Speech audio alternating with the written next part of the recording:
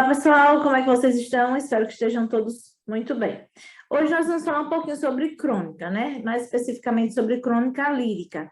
Mas vamos dar uma olhadinha no slide de novo, né? Vamos dar uma explicadinha de novo sobre crônica, depois vamos ao livro didático para poder relembrar, ok? Então, vamos lá, pessoal, me acompanhem, por favor, no slide.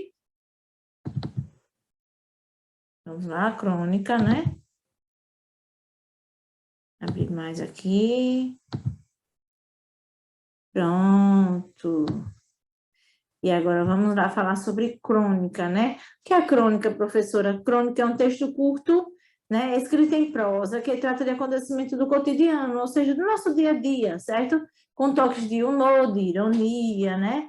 E são publicados em jornais e revistas. As crônicas, elas são um gênero textual que está entre o jornalismo e o literário, e que tem como ponto de partida os acontecimentos do tempo e lugar, certo? Esse estilo literário começou a se desenvolver no Brasil em meados do século XIX, juntamente com o nascimento da imprensa aqui no país. Dentre os primeiros cronistas brasileiros estão Machado de Assis e José de Alencar, né? Vejam quanto tempo tem isso aí, século XIX. A palavra crônica, em latim, faz referência a tempo, né? Cronologia. O nome crônica, no entanto, já era usado para designar outro estilo de literatura desde o século XV. Na Europa medieval e renascentista, as crônicas eram textos que faziam relatos dos fatos históricos, né? Por isso que muita coisa que a gente conhece hoje eram escritas antigamente como se fossem crônicas pelos cronistas dos reis, que eram pessoas, no caso, que escreviam tudo o que acontecia. No caso, eles eram tipo uns escrivões, né? E aí, no caso, na época eram chamados de cronista, né? E aí, o que é que acontece? Eles escreviam tudo e, por conta disso, o nome crônica, certo? Tudo que acontecia nos reinos, eles documentavam, eles escreviam. Hoje em dia mudou, né? Mas não se, como é que eu posso dizer, não se distancia tanto, porque ainda continua relatando fatos do cotidiano, certo? Agora, as características das crônicas, né, gente? Narrativa curta, uso de linguagem simples e coloquial, que é a linguagem do nosso dia a dia, presença de poucos personagens, quando há personagens, né? Espaço reduzido e temas relacionados a acontecimentos cotidianos do nosso dia a dia. Vamos lá por alguns tipos de crônicas. Esses não são os únicos, certo, pessoal? Mas eu me limitei a esses três, porque senão eu ia me prolongar demais. Mas aí, se vocês quiserem, é só dar uma pesquisadinha e aí vocês vão saber quais são os outros tipos de crônica, ok? Vamos lá, crônica argumentativa, né? Onde o autor defende algum ponto de vista e utiliza argumentos para justificá-lo, mas, diferente do artigo de opinião, o autor não tenta convencer o leitor, certo? Seu intuito é apenas apresentar sua opinião, sem necessidade de provar nada, assim como os outros tipos de crônica, apresenta linguagem leve e informal. Crônica narrativa. Conta a história que pode ter acontecido ou não, com personagens, tempo e espaço determinados. Esse estilo de crônica pode ser escrito em primeira ou terceira pessoa do singular e também pode conter diálogos. Crônica lírica, né, gente? Que é essa que, mais especificamente, que nós vamos falar hoje. Crônica lírica, do gênero lírico, a expressão de emoções é predominante. A crônica lírica, portanto, evidencia o sentimentalismo, certo? Vamos aqui para uma leitura de uma crônica, né? Solidão ainda. Ela acordou em seu mundo ácido sobre a nuvem negra que lhe acompanhara por toda a vida. Parecia-lhe tênue, como sempre foram seus olhos. Parecia-lhe apenas um eco, apenas um instante que se vence com um passo a mais. Sempre ouvira toda a sua vida, tudo passa. Ela passara, enfim, como se tudo aquilo que acreditara se fosse apenas um protótipo, um esboço mal resolvido de sonhos jamais alcançados. Sua vida poderia ser descrita apenas algumas crônicas pequenas. Nada mais do que isso, nada mais do que vão se derramava em seu interior iluminado. Quando se deu conta, a terra já havia dado outra volta. Sonhos haviam sido criados, mundos despedaçados, e ela continuava só. Né, gente? Viu que bonito? Pois é. Vamos lá. Agora vamos ao livro didático, né? página 155 a 157 para leitura, e por dentro do texto 157 e 158, certo? Vamos lá. Prática de leitura, crônica lírica, página 155. Você certamente já leu outras crônicas e deve ter percebido que, nesse gênero textual, o autor dialoga com os leitores contando histórias do cotidiano, abordando o inusitado e o corriqueiro e favorecendo reflexões. De acordo com o crítico literário Antônio Cândido, o texto A Vida ao Rés do Chão, por meio dos assuntos da composição solta, do ar de coisa sem necessidade, que costuma assumir ela, crônica, se ajusta à sensibilidade de todo dia. Primeira questão. Que relação você acha que há entre o tema do capítulo e a leitura de uma crônica? Comente. 2, pelo título da crônica e o tema do capítulo, que reflexões e sensibilidades diárias você acredita que o texto pode favorecer? Explique. 3, você ou alguém conhecido já sofreu preconceito pelo modo de se vestir? Caso se sinta confortável, compartilhe essa experiência com os colegas. Agora, você e seus colegas vão ler a crônica lírica de Paulo Mendes Campos, O Carioca e a Roupa. Deu-se comigo outro dia e a experiência engraçada. Fui ao centro da cidade de blusa, coisa que me aconteceu várias vezes, mas só então acrescida de um pormenor que introduziu um caráter inédito à situação. Levava debaixo do braço uma pasta de papéis feita de nylon. Sim, pela primeira vez fui à cidade de blusa e pasta. Qualquer um desses fatores quase nada significa isoladamente. Reunidos, alteraram radicalmente o tratamento que me deram todas as pessoas desconhecidas. Quando tomei um táxi, vi que o motorista torceu a cara, mas não percebi o que passava, pois experimentei semelhante má vontade em outras circunstâncias. Reparei também certa estranheza do motorista quando lhe dei a gorjeta, o troco, mas permaneci opaco ao fenômeno social que se realizava. Em um restaurante comum, sentei-me para almoçar. O garçom, que até então eu não vira mais gordo, tratou-me com intimidade surpreendente e, em vez de elogiar os pratos pelos quais eu indagava, entrou a diminuí-los. Aqui é gororoba, é uma coisa só. Serve para encher o bandulho. Não sou de raciocínio rápido, mas, em súbita iluminação, percebi com todo o prazer da novidade que eu estava vestido de mensageiro, pasta e blusa. Ao longo da tarde, fui compreendendo que, até hoje, não tinha a menor ideia do que é ser um mensageiro. Pois, eu lhes conto, o mensageiro é, antes de tudo, um triste. Tratado com familiaridade e agressiva pelos epítetos de amigo, chapa e garotão. O que há de efetivo nesses nomes é apenas um disfarce, pois atrás deles um tom de voz é de comando. Quer deixar o papai trabalhar, garotão? Disse-me o faxineiro de um banco, cutucando-me os pés com a ponta da vassoura. Entendi muitas outras coisas humildes. O mensageiro não tem direito à réplica.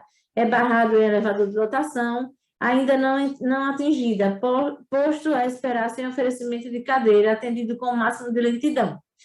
Olhado de cima para baixo, batem-lhe em vigor no ombro para pedir passagem. Ninguém lhe diz obrigado ou por favor. Prestam-lhe informações em relutância. Os vendedores lhe dizem não tem, com um deleite sádico. Foi uma incursão involuntária à natureza de uma sociedade dividida em castas. Preso à minha classe e a algumas roupas, dizia o poeta, vou de branco pela rua cinzenta.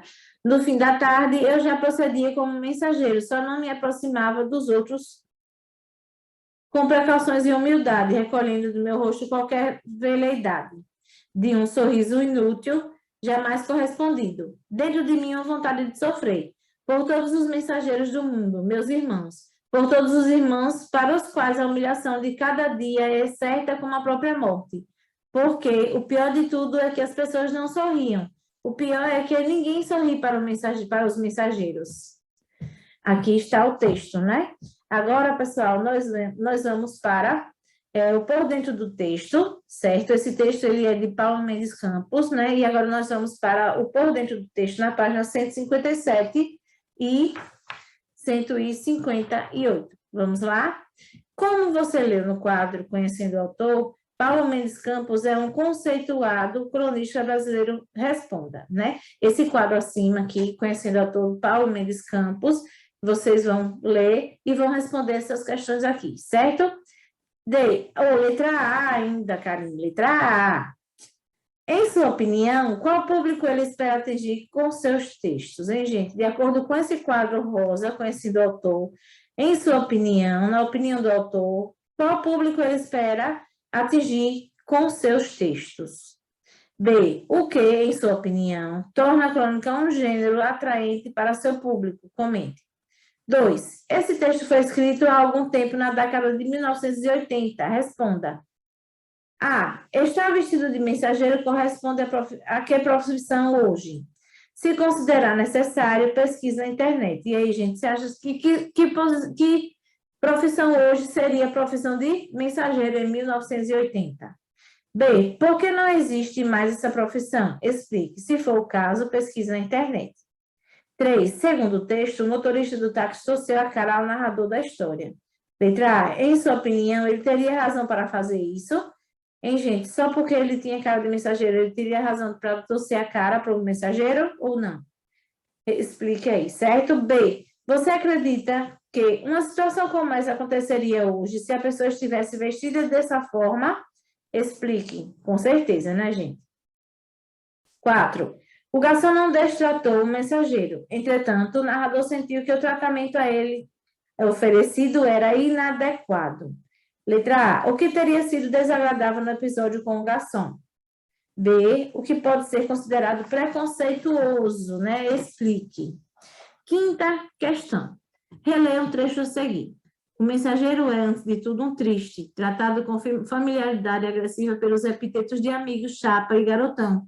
O que há de afetivo nestes nomes é apenas um disfarce, pois atrás deles um tom de voz é de comando. Quer deixar o papai trabalhar, garotão? Disse meu faxineiro de um banco, cutucando meus pés com a ponta da vassoura. Entendi muitas outras coisas humildes. Letra A. Entendi muitas outras coisas humildes, afirma o narrador. De acordo com o texto, quais são elas? Quais são essas coisas humildes que ele começou a entender depois desse tratamento que ele recebeu aqui no texto? B. O que significa essa familiaridade agressiva de que o autor fala no texto? E aí, gente? O que significa isso? Familiaridade agressiva. 6. Releia mais um trecho da crônica e responda as questões. Ao longo da tarde, fui compreendendo que, até hoje, não tinha a menor ideia de que era ser um mensageiro, pois eu lhes conto. Letra A. Ao escrever a oração destacada, o autor se refere a quem? Pois eu lhes conto. Quem é que ele está se referindo aqui? B. Por que ele faz essa referência? E aí, gente, por que será que ele faz essa referência? Isso aí é uma comunicação de quem com quem, hein? 7. Você acha que hoje as pessoas sofrem as mesmas discriminações por vestir roupas ou uniformes de profissionais desprestigiadas socialmente? Justifique sua resposta. Vocês vão botar se sim ou se não e vão justificar de acordo com o que a pergunta pede. 8ª questão. Leia a primeira estrofe do poema de Carlos Drummond de Andrade a seguir. A flor e a náusea. Presa a minha classe e algumas roupas, vou de banco pela rua cinzenta. Melancolias, mercadorias espreitam-me. Devo seguir até o enjoo. Posso sem armas revoltar-me. Veja que bonitinho, né? Bonitinho, mas assim, é uma crítica aqui, viu, gente? A flor e a náusea, vocês percebam que é uma crítica. Letra A. Em qual trecho da crônica, Paulo Mendes Campos faz referência explícita a esses versos?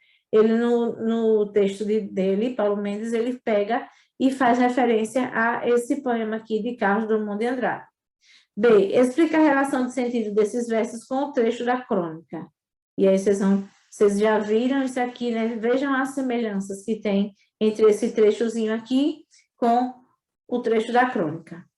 Explica a relação de sentido desses versos com o trecho da crônica. Dentro de mim, uma vontade de sofrer por todos os mensageiros do mundo, meus irmãos, por todos os meus irmãos, para os quais a humilhação de cada dia é certa como a própria morte, né? Aqui estão os versos que ele vai, no caso, explicar a relação de sentido, certo?